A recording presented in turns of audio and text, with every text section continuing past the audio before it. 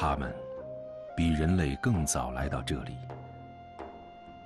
在漫长的岁月中，他们在这片高原上自在遨游。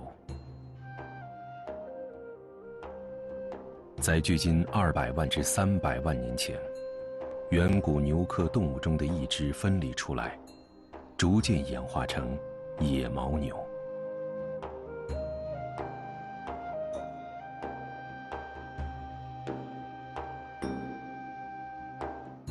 高原上没有主宰，无论是牦牛、人还是雄鹰，都只是过客。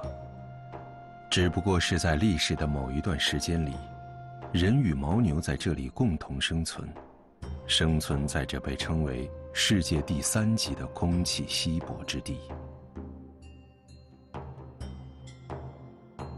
实际上，与其说人类驯化了牦牛，不如说是人类一直在向牦牛学习如何与这极端的环境相处。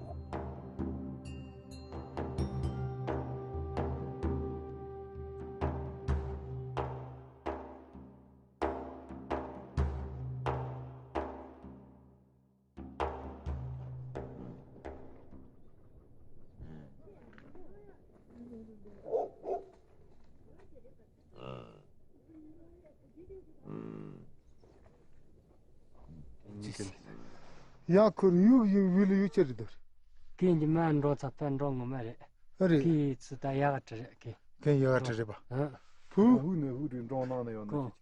Pu ne rol tu lam no mo man han ro. Ki den de. Kan se den de ba. Ji chi cha chi de. Ya ta pir kan se ta gure. Ke? Ta kan de che che to ne ta de. De go ji. 温顺的牦牛群里，有些不太听话的艺术。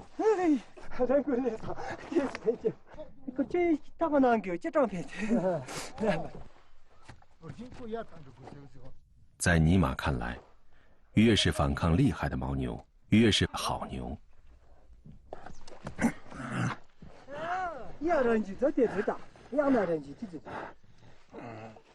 而对于才人扎西来说，能获得这样一头野血牦牛做种牛，不枉他跑了300公里的远路。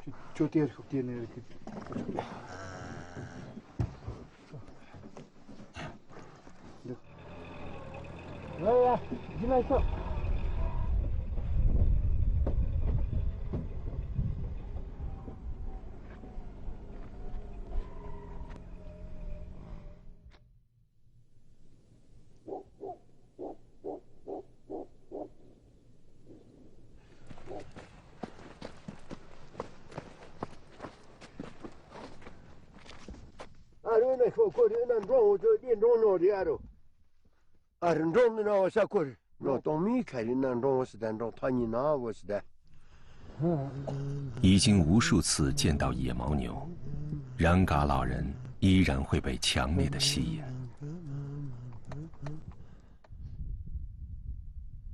尼玛兄弟跟随爷爷然嘎学习如何找到野牦牛，这对于他们来说至关重要。要想培育出品种优质的野血牦牛，就必须先掌握野牦牛的习性。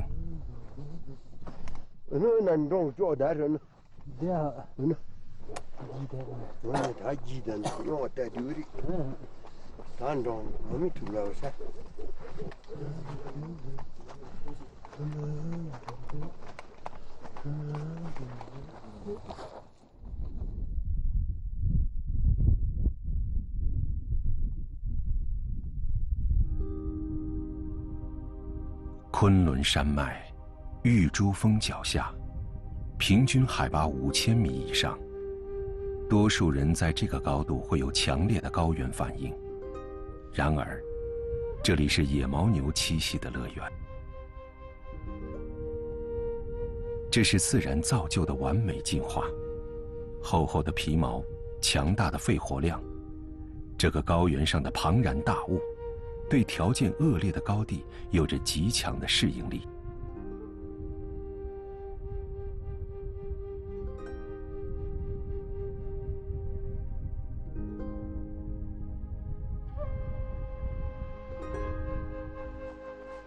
20年前，冉嘎老人赶着70多头牦牛，举家从低海拔的家乡搬迁到了这里。他知道，只有野牦牛才能帮助他改善家养牦牛品种的退化。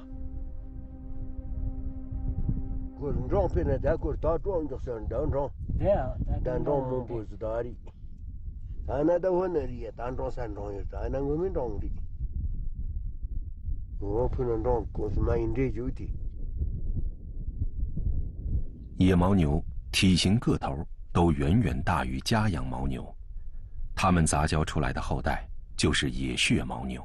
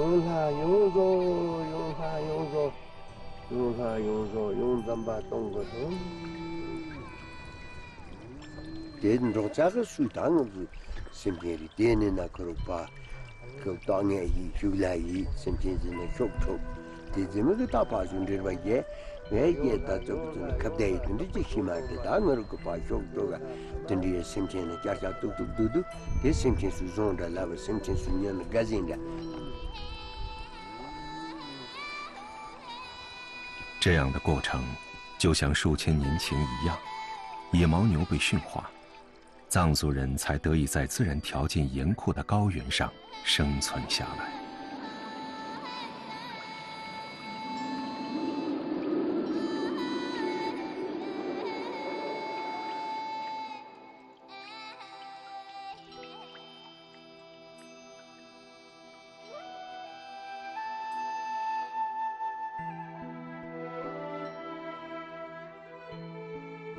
过去，由于人类的活动范围扩大，野牦牛生存区域缩小至雅鲁藏布江上游、昆仑山脉等近140万平方公里的高山荒野中。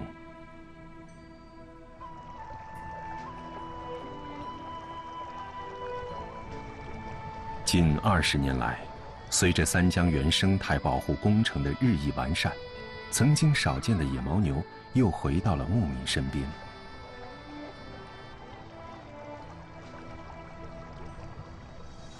그리고 사드친 사주우제 사소남친데 초이나고 그리고 우리 초 그리고 결승에 단단한 카자주우제 단단한 초 드라마다 안다 인리 신주나 수수로냐서 존도 딘저치지 단단한 녀도 카자주우리고 어린 초이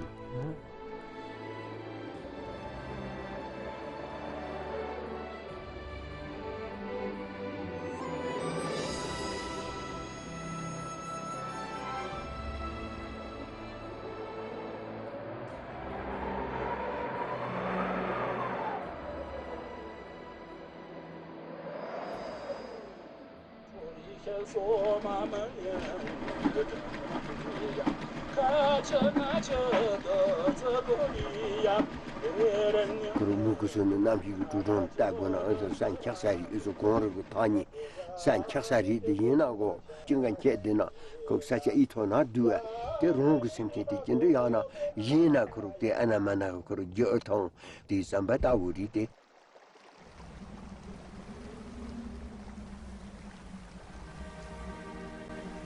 一住就是20年，冉嘎一家逐渐适应了这里更为复杂多变的气候。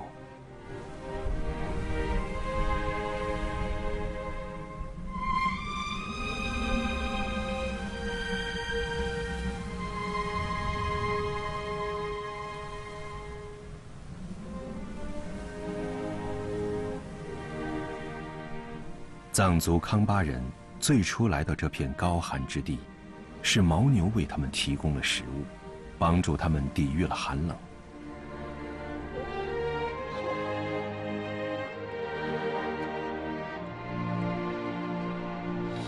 从牦牛奶，到牦牛肉，到牦牛毛帐篷，有牦牛的地方，就有温暖。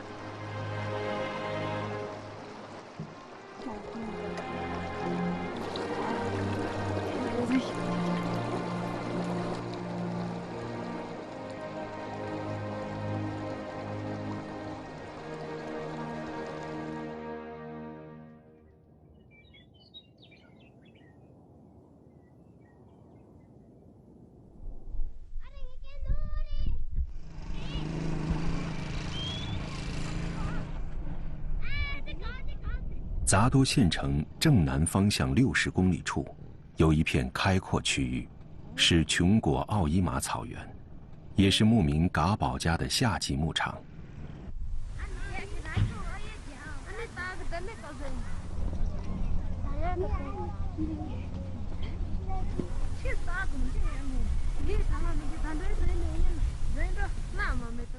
傍晚，帮家里放牧的女儿们发现了意外。俺们个说你这不是说一个了？咱连木米马老公在牛。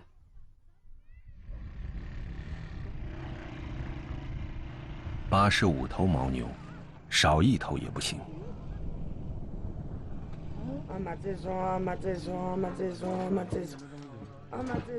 牦牛丢失不是第一次。嘎宝的妻子从祖辈那里学到一句祈祷词，据说它能保护丢失的牦牛不被野生动物袭击。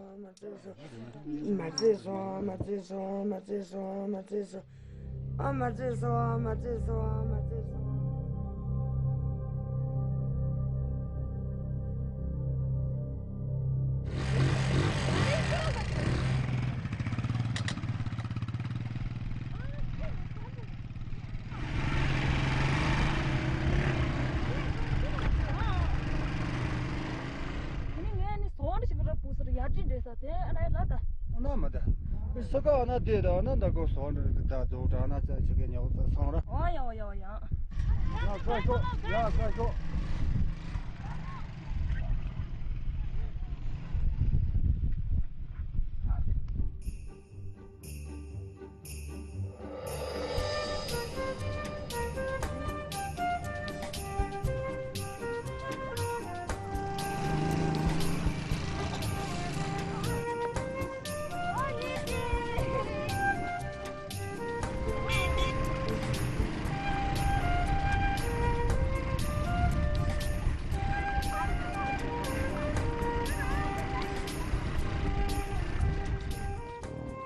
牦牛找到了，生活又回到了它原本平静的样子。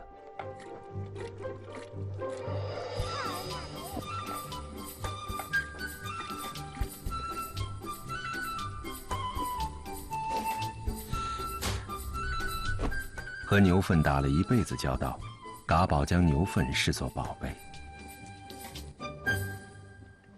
在高寒牧区，几乎没有可供燃烧的木材。牛粪的长处就显现了出来。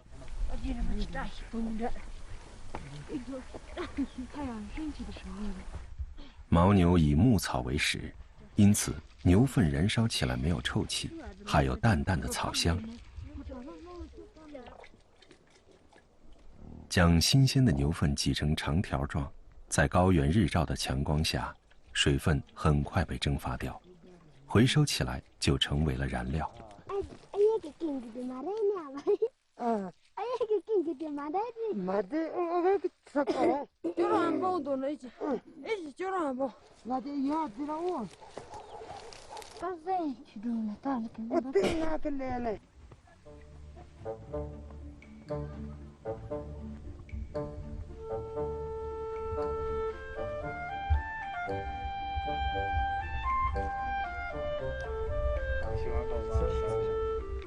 牧民的孩子从小就是跟动物一起长大，拉吉的玩伴除了牦牛，就是这只4个月大的藏狗家毛。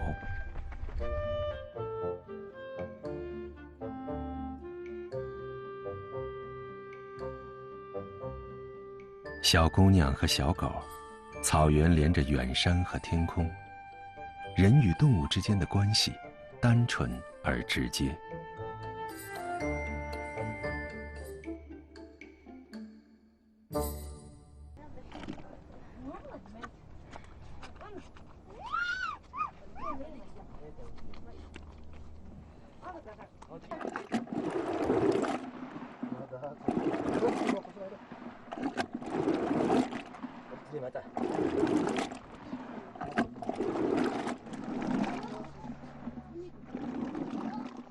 倒入鲜奶，略微发酵，再用木棍上下抽打，酥油从奶中分离。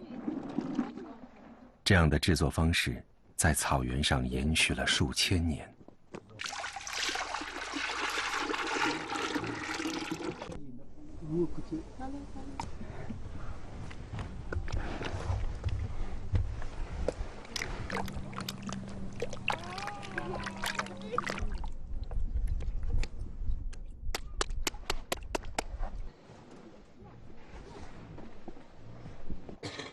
酥油含有多种维生素，能为高寒地区的人们提供足够的热量。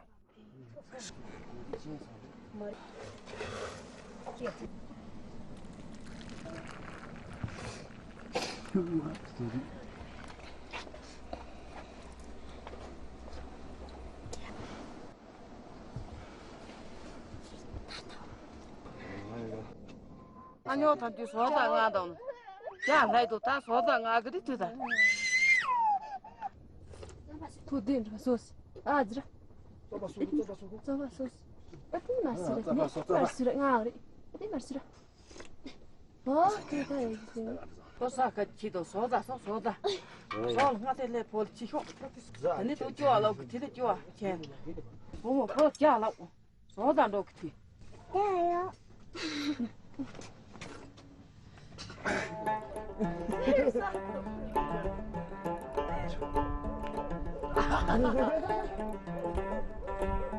高原上的孩子，假期最好的时光都是和牦牛一起度过的。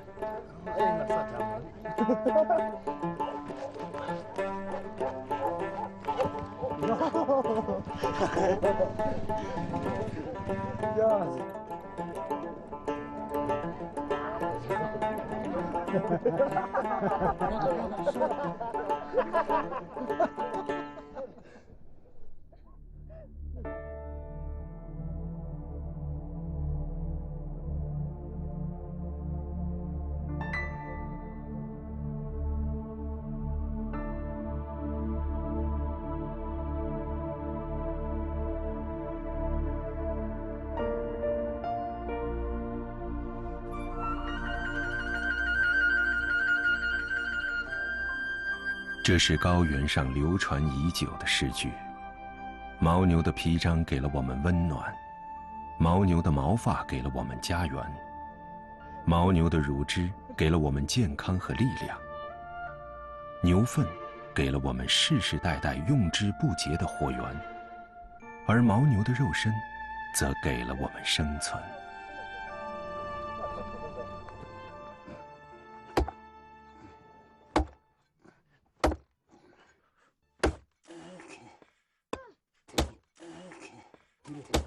杂多县扎青乡普通的一天，莽莽一家人的兴致就是从一担水、一顿饭、一锅肉开始的。啊！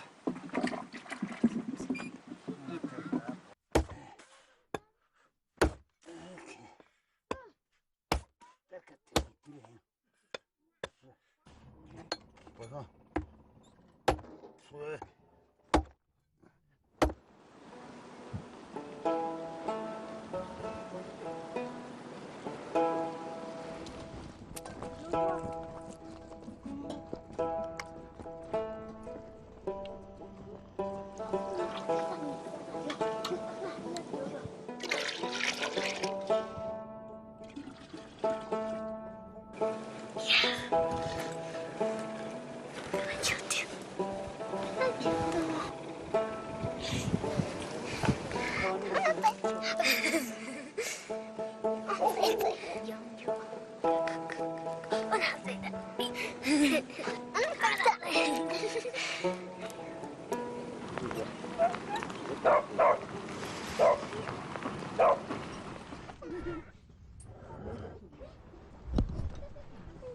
不管是邻居拜访，还是有朋自远方来，必定会煮一锅牦牛肉。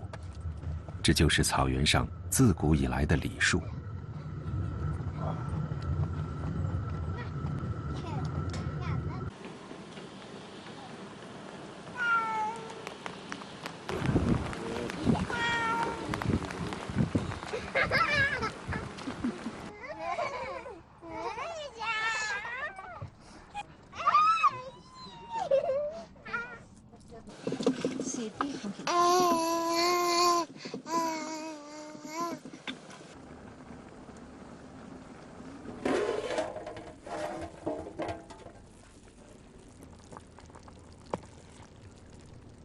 一锅肉就是一次盛宴。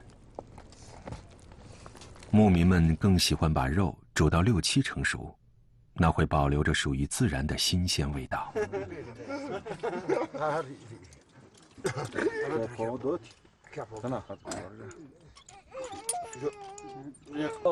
看看了今年，大家跟这个看这个啥看，他三个，看这个，看这个，哎啦，呀，他看这个呢，也可以。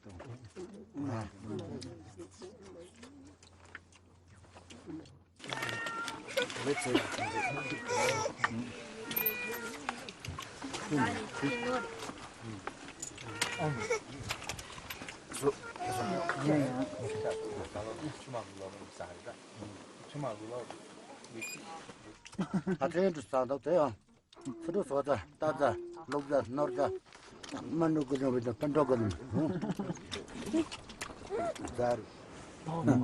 这样子接塞。在这里的。这。在这都看上蛮大。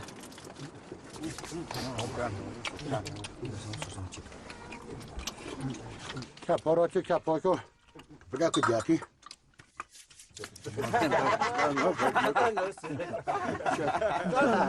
高原上的一锅肉看似简单，但离家在外的人也许能体会得更深。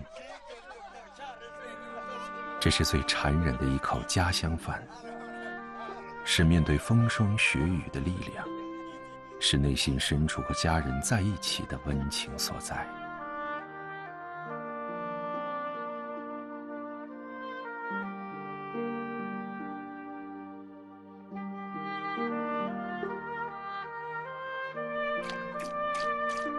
牦牛对于生活在高原上的牧民来说，绝不只是用来换取钱财的商品。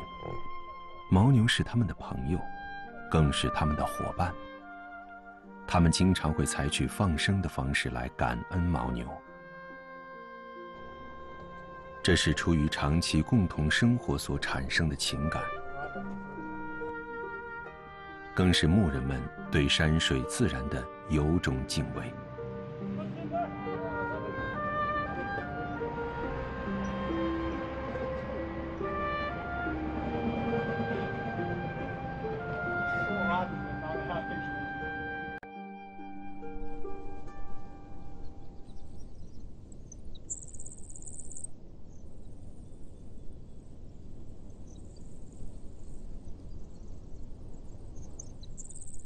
再回到玉树杂多县城的琼果奥伊玛草原，夏天，草原上最好的季节，那只叫家毛的小狗又胖了。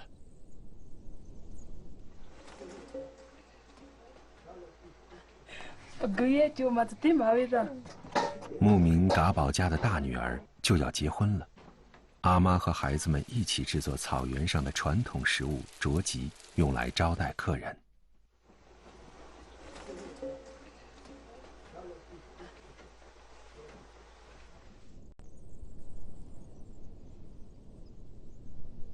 哎呀，大力的，呀，可能大。嘎宝在用牦牛毛编织黑帐篷，这是牦牛对高原牧民的又一贡献。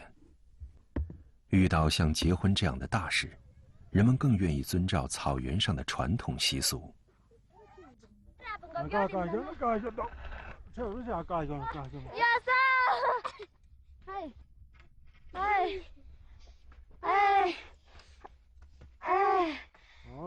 这一双，我看他一天，他这抽屉，打，哎，大家，就请我，阿爸，你话也讲到了家的设备里，简单的，他干的家里啊，你话是在家干嘛了？3线到啥天气啥点这里？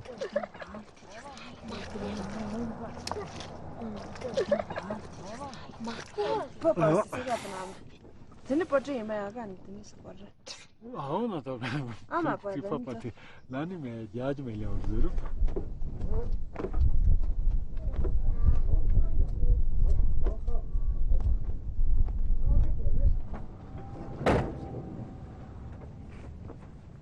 妹妹结婚，哥哥从1000多公里外的西宁赶了回来。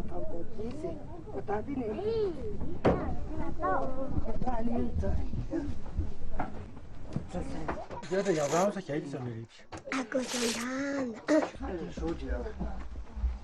64哦。要对象的交锋。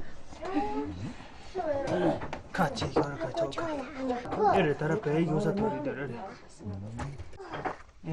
他也没得了。曲英尼玛15岁起就被送去西宁上学，他看起来更像个城里的少年。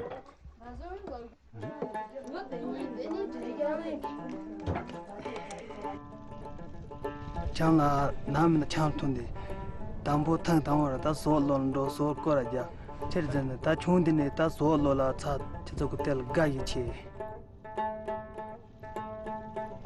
最难忘的是少年时牦牛的陪伴，有牦牛的地方就是故乡。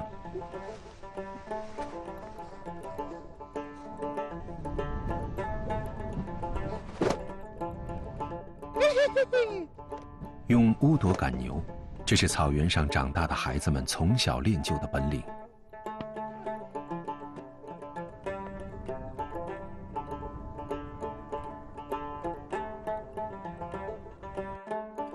故乡是牛群，是蓝天，是仿佛伸手就可触摸的白云。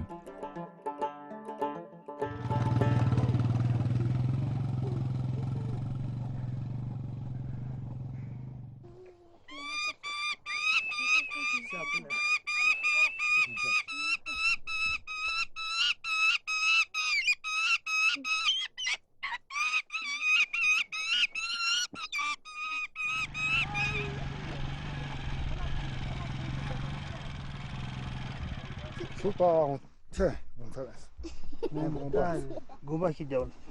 니마도 고바. 니마죠. 爷爷养了很多动物，家里简直就是一个小型的动物园。最让曲英尼玛惦记的是爷爷收留的一个危险的不速之客。이분 때들. 다 그냥 봐야다. zone ta lo tsa re de ro ri lo tsu da ja ta de re zone go ji chen re ro sa wa zo go so cha ma wo so ma se ge job ze ma bo thola we ri ji me be ta kho la chi ri ji so ta kho ri ja won ta ji ma re che u zu ko no pa nga yi zo ta nga go ma sa ri ko ndo ko na ka le che wa ta che da na za ri er ka lo yi ji bya ma be san ron da。到底是放生还是花钱继续养着，爷爷一直不知道怎么办。对于在高原生活了一辈子的爷爷来说，凶猛的狼同样也应该是与人类一起奔跑在草原上的生灵。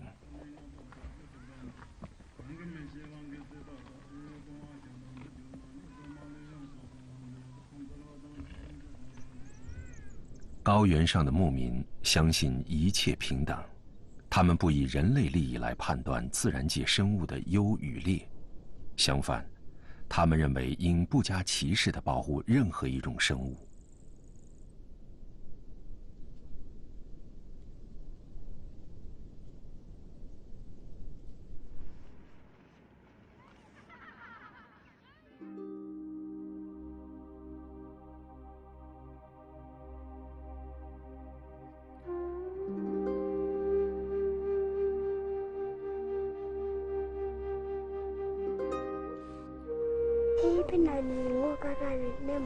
你这个我的当然，我的妈妈这人呢，你这个家嘛就是嘛，拿托嘛拿托，拿木渣嘛，是什么？巴卡州，木渣真的，我是拿嘛，小女儿拉吉会根据牦牛的长相和性格给它们起不同的名字。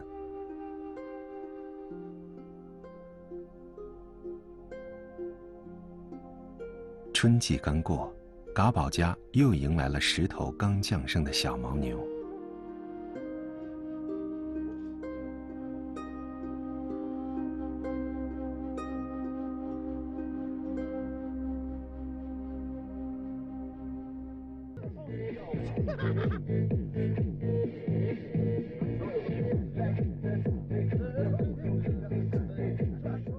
过几天，大女儿就要嫁到50公里外的草原。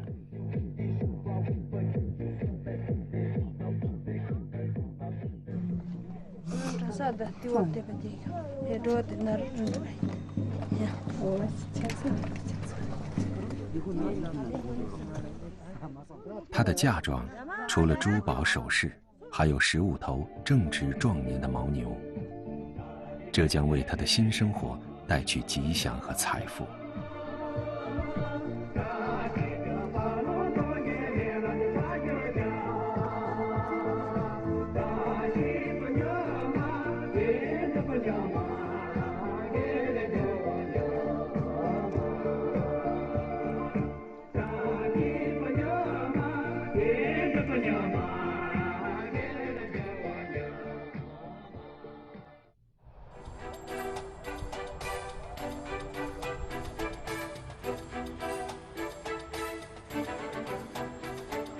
凌晨3、4点，小伙子们就开始从4面8方慢慢聚集，有的骑马，有的开车，这才是聪明人的做法。他们早早赶来，就是要为自己家族的长者留个好位置。在三江源，除了传统年节，最为瞩目的就是这个跟牦牛有关的节日。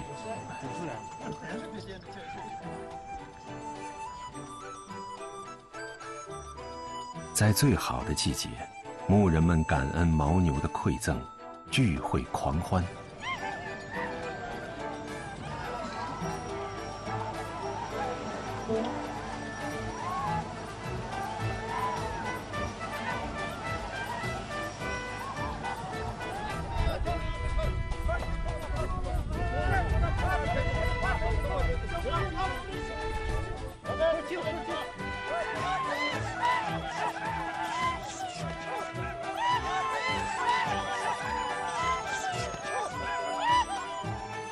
人们的歌声里有它，传说里有它，祈福祭祀的时候更是有它。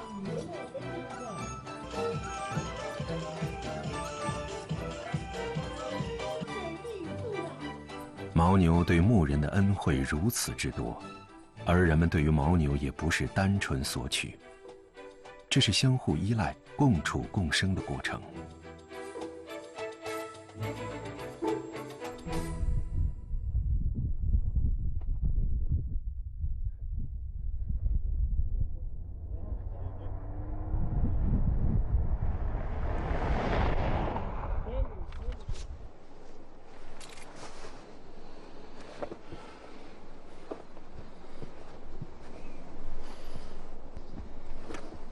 藏族画家贾央尼玛又一次踏上征程，吸引他的是那些隐藏在山石之间的秘密。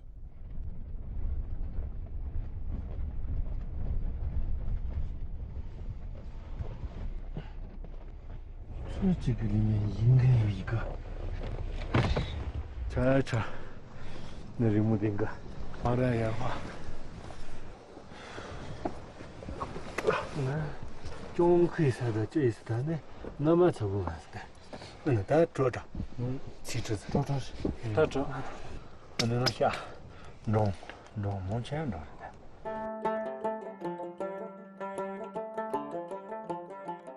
在三江源，早期先民把牦牛刻上岩壁，寄托了他们对牦牛的情感和依赖。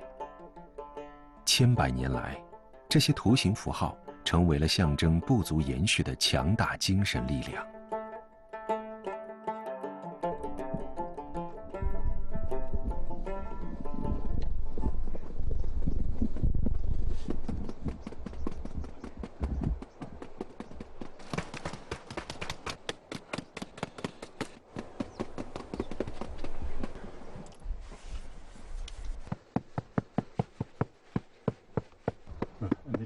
这样么都这个是对，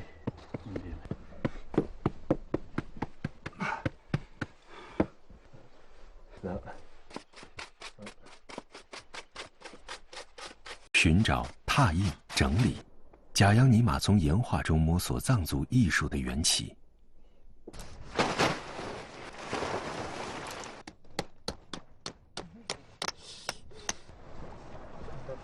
你上车带路。你呢？悄实的嘞。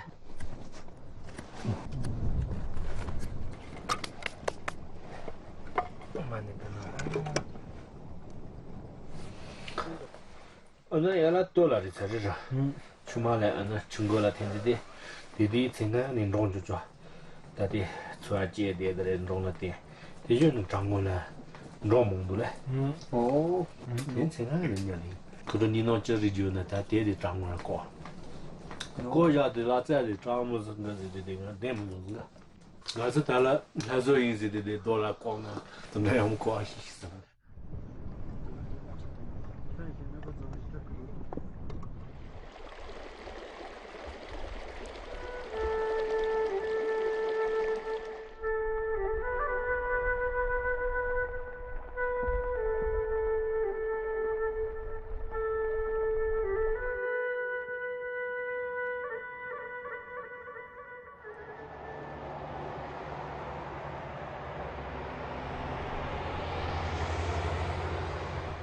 专业领域内顶级的古岩画专家汇集到了三江源。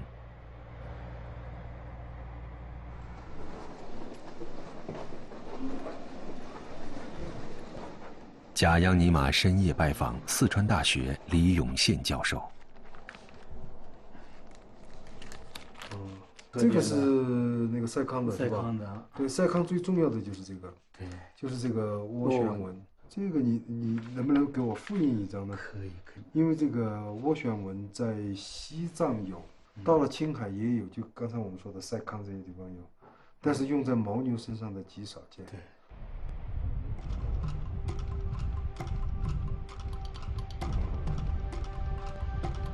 古岩画专家团队在三江源地区展开了为期3天的考察。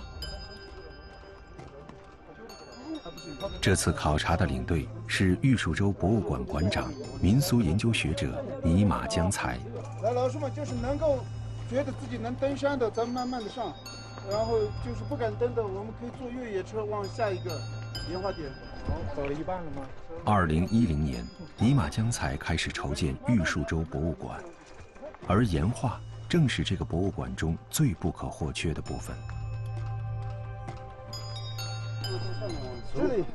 这里有个牦牛单体，这上面有，这个您准备进牦牛博物馆？是，这个非常标志的一个。在哪里？那给我这牦牛真棒，这真是一个好健美的牦牛。刚才李永宪老师说那是练过肌肉的牦牛，说我是很好说的。这是尼玛江才最为激动的时刻。当这些藏匿于荒野之中的古老的人类印记一一被发现，仿佛是在与远古的祖先对话。高原游牧民族的世代绵延，从来都离不开牦牛。70多只，哇塞，个体有100多个。就这个上过岭，就这个整个这个区域围着过去。还有他们那个对面那个，从上方，一大步。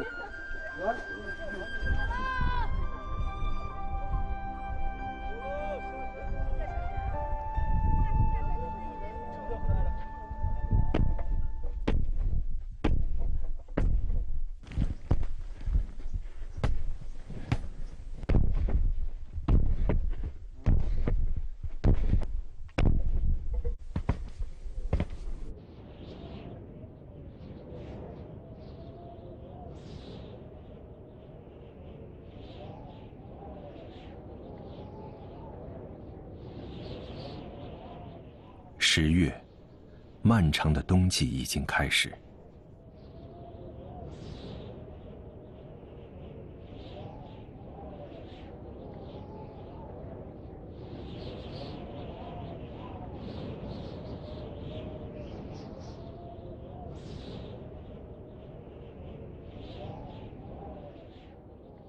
牧民们会从夏季牧场转移到海拔较低的冬季牧场，这是草原上古老的生存智慧。趁着牧草衰败之前搬离夏季牧场，是对草原的保护，也是为牛羊安全过冬寻找一块温暖的驻地。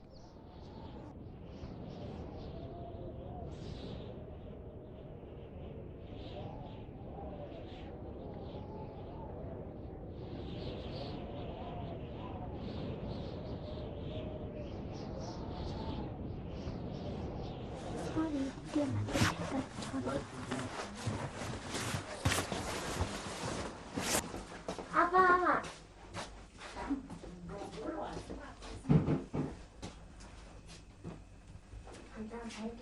我也大概这老家。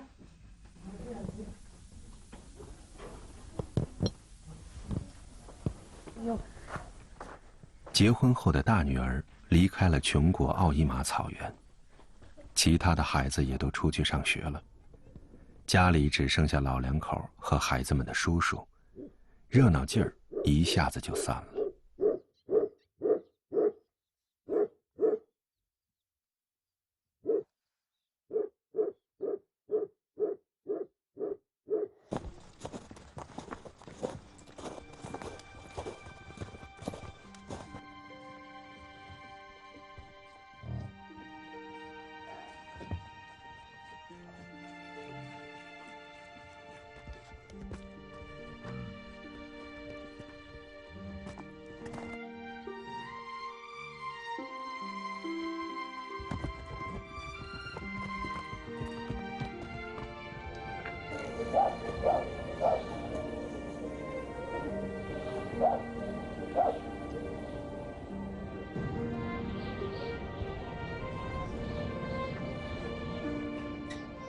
家里的牦牛就像自己的孩子一样，每次到半夜还是会起来，到牛圈里转一转，看一看。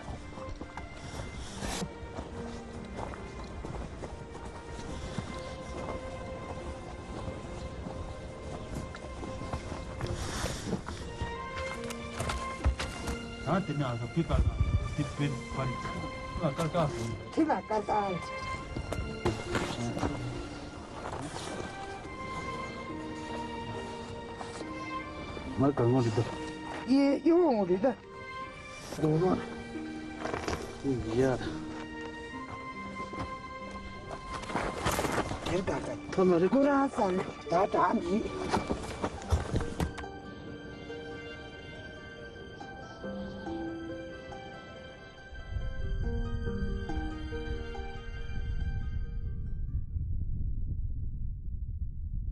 狼不在了，长大后的鹰也飞走了，曾经的草原动物园沉寂了。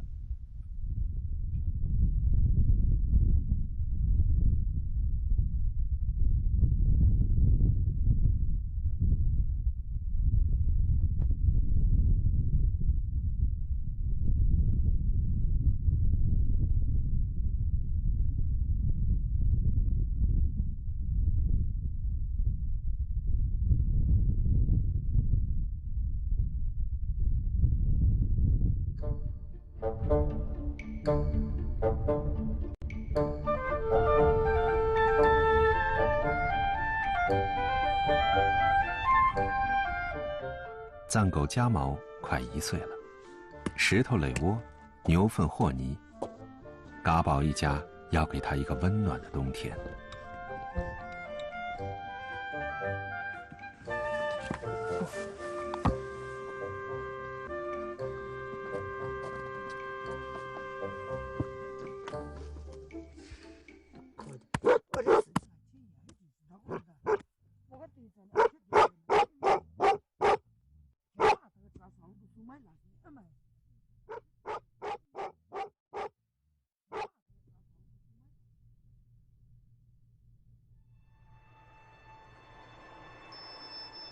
牦牛，高原的象征，是强大的自然力量和顽强意志共同塑造出的完美生物。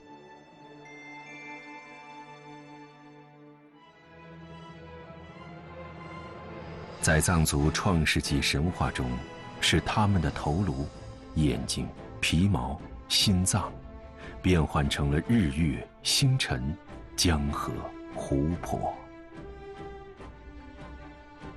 上万年的漫长岁月中，是他们的到来，让环境严酷的高原开始有了体温。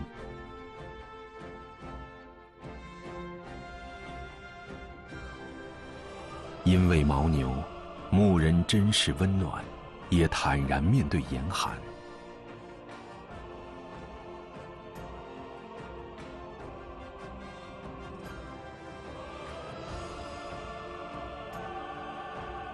有人说，没有牦牛，也许就没有了这个属于高原的民族。冰雪覆盖不住这些雪野中的高原精灵。4个月后，这里又将生机一片。